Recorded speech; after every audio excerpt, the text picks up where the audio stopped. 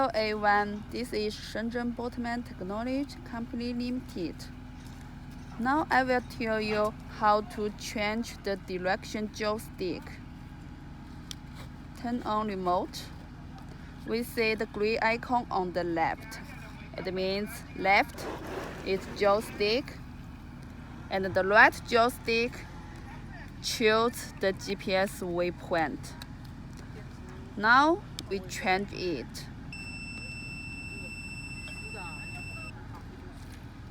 Turn on remote and then push the right joystick.